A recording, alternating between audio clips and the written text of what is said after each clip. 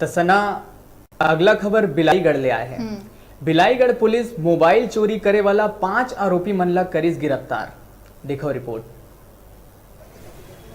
बिलाईगढ़ थाना में 15 मार्च के प्रार्थी के रिपोर्ट में अज्ञात आरोपी के विरुद्ध 379 अपराध पंजीबद्ध करके चोरी करे गए मोबाइल ला साइबर सेल के मदद ले CDR निकाल के 5 आरोपी मन ला गिरफ्तार करे है।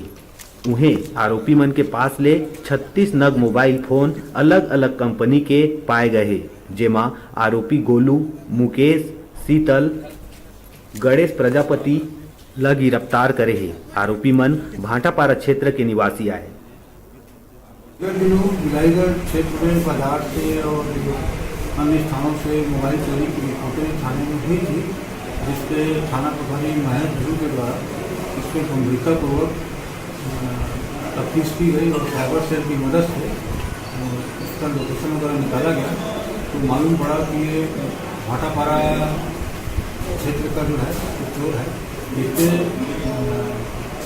महेश ध्रुव के द्वारा यहाँ से टीम भेजी गई और वहाँ पे मोबाइल चोर को पकड़ा गया, जिसके बारीकी से पूछताछ करने पर उसने वही सब 30 मोबाइल चोरी करना स्वीकार किया और उसको वहाँ पे गणेश प्रजापति नाम के व्यक्ति को भेजना बताया, जिससे भाटापारा पुलिस अभी सहयोग लिया गया और सभी 30 मोबाइल बरामद किया गया है।